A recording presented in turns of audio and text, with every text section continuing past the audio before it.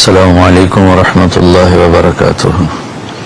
بسم اللہ الرحمن الرحیم والصلاة والسلام علی سیدنا و مولانا محمد وعلی آلہ وصحبہ اجمعین. اما بعد.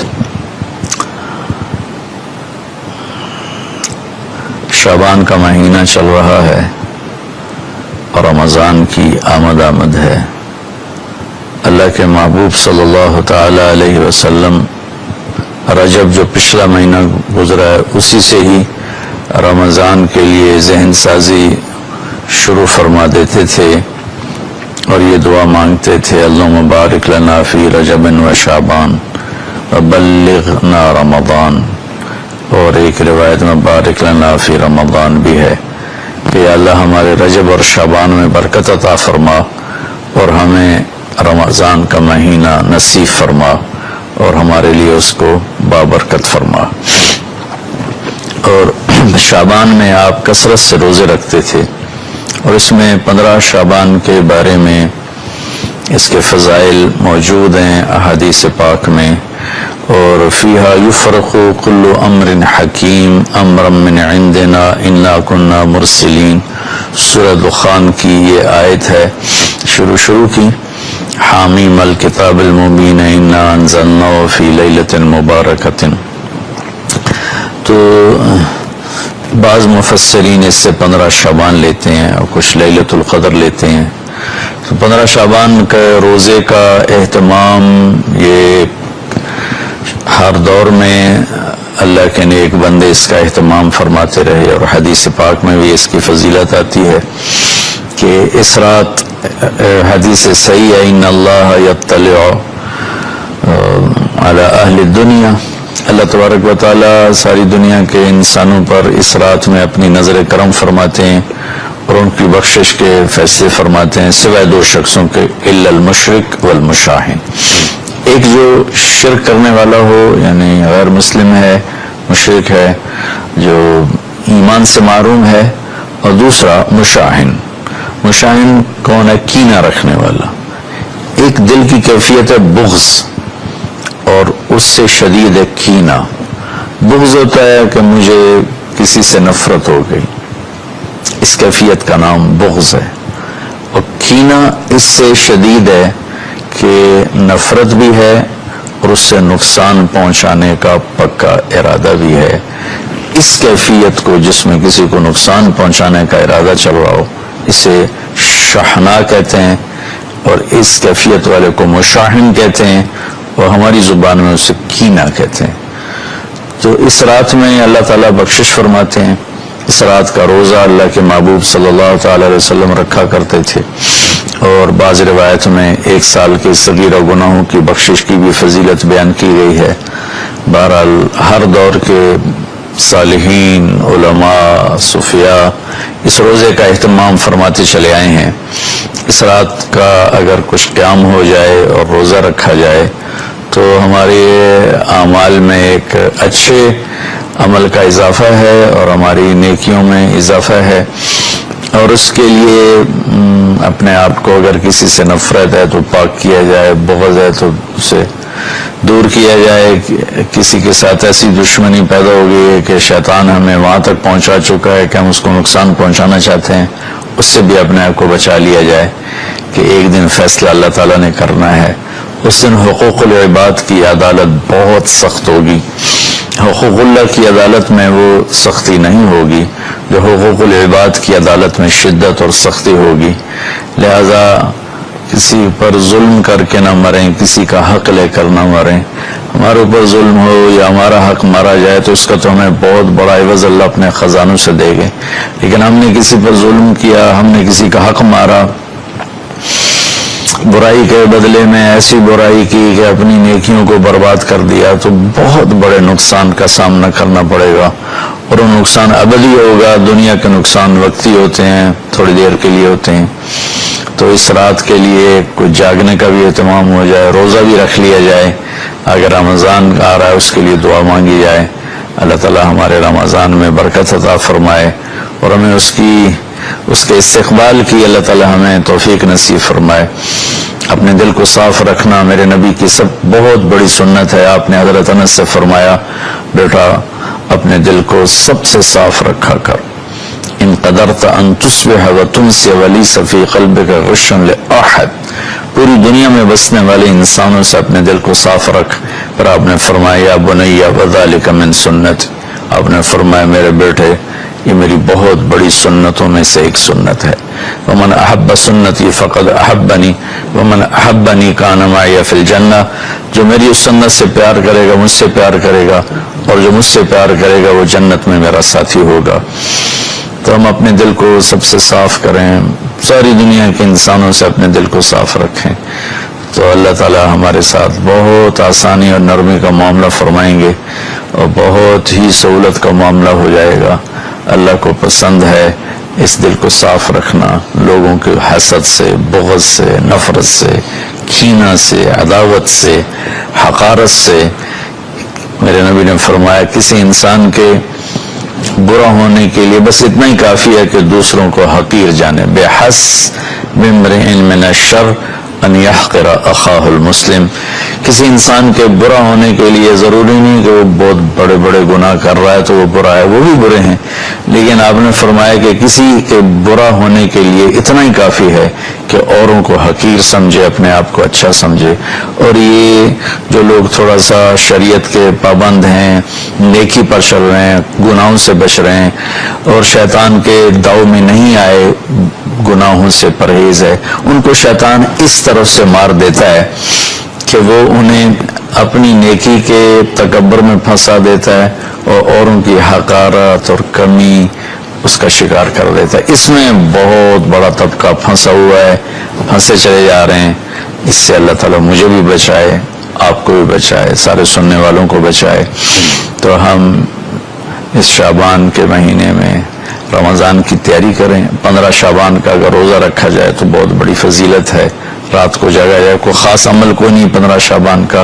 ہمارے ہاں بدعات بھی شروع ہو جاتی ہیں، کوئی مسجدوں میں اکٹھے ہو کے کوئی صلاۃ تسبیح پڑھ رہا ہے، کوئی کچھ کر رہا ہے، کوئی کچھ کر رہا ہے۔ اس رات کا کوئی مخصوص عمل کوئی نہیں ہے، اس رات کا مخصوص عمل بس دعا ہے، تہجد ہے، تلاوت ہے، انفرادی طور پر ہے، اجتماعی طور پر کرنا کہیں سے ثابت نہیں ہے۔ کہیں اکٹھے ہو کر کر لیں تو کوئی، یہ میں نہیں کہہ رہا ہوں کہ انہوں نے غلط کیا ہے، لیکن پیچھے ہمارے تاریخ میں، اسلامی تاریخ میں یہ چیز ملتی نہیں۔ انفرادی عبادت ہی ہے، وہی زیادہ بہتر ہے۔ اللہ تعالی ہمیں عمل کی توفیق بخشے۔ السلام علیکم۔ السلام علیکم ورحمۃ اللہ وبرکاتہ۔ بسم اللہ الرحمن الرحیم، والصلاة والسلام على سیدنا و مولانا محمد وعلى آلہ وصحبہ اجمعین، اما بعد۔ شعبان کا مہینہ چل رہا ہے اور رمضان کی آمد ہے۔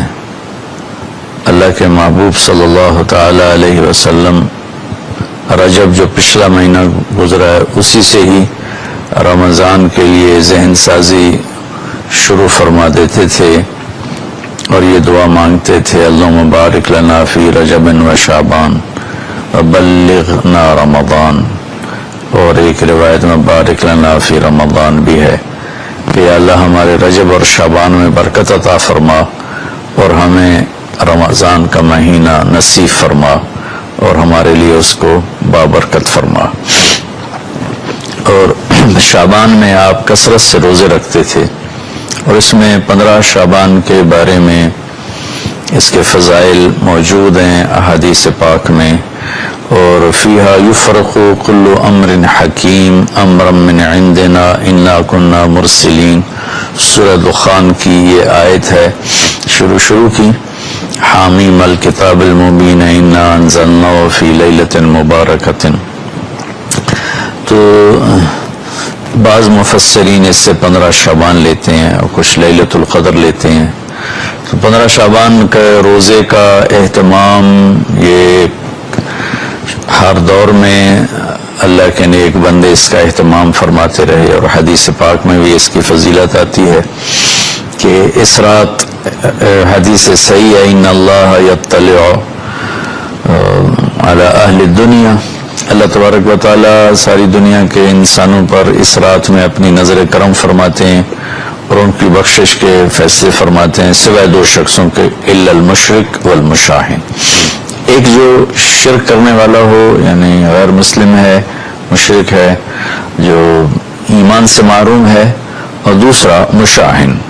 مشاہن کون ہے؟ کینہ رکھنے والا، ایک دل کی کیفیت ہے بغض اور اس سے شدید ہے کینہ۔ بغض ہوتا ہے کہ مجھے کسی سے نفرت ہو گئی، اس کیفیت کا نام بغض ہے، اور کینہ اس سے شدید ہے کہ نفرت بھی ہے اور اس سے نقصان پہنچانے کا پکا ارادہ بھی ہے۔ اس کیفیت کو جس میں کسی کو نقصان پہنچانے کا ارادہ چل رہا ہو اسے شحناء کہتے ہیں، اور اس کیفیت والے کو مشاہن کہتے ہیں، اور ہماری زبان میں اسے کینہ کہتے ہیں۔ تو اس رات میں اللہ تعالیٰ بخشش فرماتے ہیں۔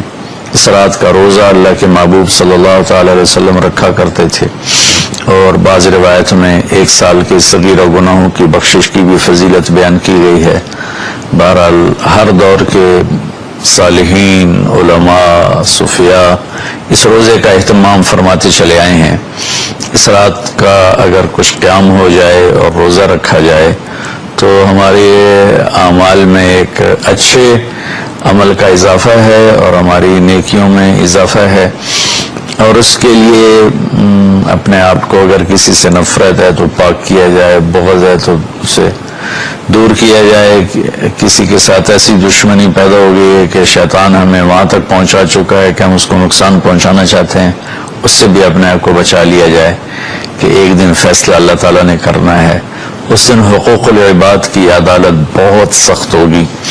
حقوق اللہ کی عدالت میں وہ سختی نہیں ہوگی جو حقوق العباد کی عدالت میں شدت اور سختی ہوگی، لہذا کسی پر ظلم کر کے نہ مریں، کسی کا حق لے کر نہ مریں۔